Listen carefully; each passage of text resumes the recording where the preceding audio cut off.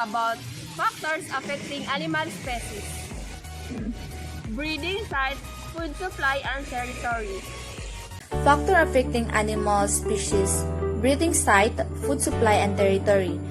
A breeding site, a place where animals breed and produce their babies. These animals always return to the same breeding ground, a place where something develop easily, especially something unpleasant, poor housing condition, are breeding grounds for crime.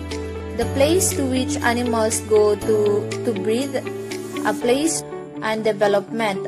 Breeding objective defines the ideal animals a producer aims to breed, and selection is the method by which the producer identifies that the animal. Breeding is the act of deliberately selecting an animal's parent and mothering them to achieve a certain purposes. For example, if for some reason you wanted to develop a cat that was hairless, tailless, and had a looped ears, you would start mascot and keep going until you had established the types of cat you wanted, which would take a few generations to stabilize the breed, meaning that all animals descended from your original parents would have the three characteristics of you wanted. Breeding site can be natural or artificial, shaded or sunny, permanent or temporary of various sizes, and found in a running or stagnant water bodies, among others. Globally, many studies have displayed that the breeding habits of a sea pipiens complex are similar, and the stagnant water in a low-lying land, and so on. The sea pipiens complex has better capacity of adaptation towards the diverse between sites in the Wrocław area of Poland. Evidence has shown the sea pipiens was well adapted to various breeding site types of including ditches, catches, basins, flower pots, and bucket with diverse water, so on. The sea pipiens complex has better capacity of adaptation towards the diverse between sites in the Wrocław area of Poland. Evidence has shown the sea pipiens was well adapted to various breeding site types of including ditches, catches, basins, flower pots, and bucket with diverse water quality.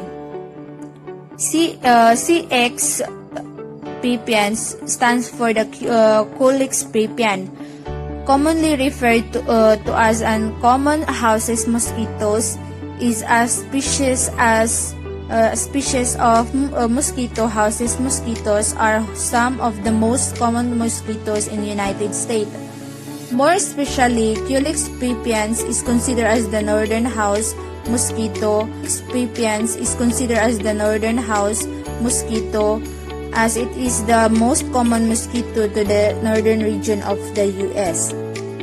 Common indoor breeding site of Culex pipiens, refrigerator trays, flower vases, ornamental ponds, water storage tanks, container in a toilets, bathroom, kitchen, and etc. Non-functioning cisterns and squatting pans of toilet. The availability of food is a critical determinant of the carrying capacity of a population.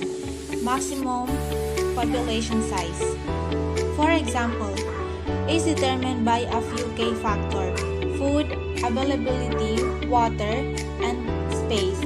These key factors have the ability to limit or even reduce a population by lowering birth rates, increasing the death rate, or encouraging migration. So now, my topic is territory. Territory. Some animals establish and defend an area for the purposes of attacking mates, rearing young, and avoiding predators. If territory is omitted, it can lead to either intra-specific between species competition. A territory may be established by either an individual breeding couple to groups and may be either temporary or permanent. Territory is the sociographical area that an animal consistently defends against conspecific competition, or occasionally against animals of other species using agonistic behaviors, or less commonly, real physical aggression. Territoriality is only shown by a minority of species. More commonly, an individual or a group of animals occupies an area that it habitually uses but does not necessarily defend. This is called its home range. The home ranges of different groups of animals often overlap. In these overlap areas, the groups tend to avoid each other rather than seeking to confront or expel each other. Within the home range, there may be a core area that no other individual group uses, but again, this is as a result of avoidance.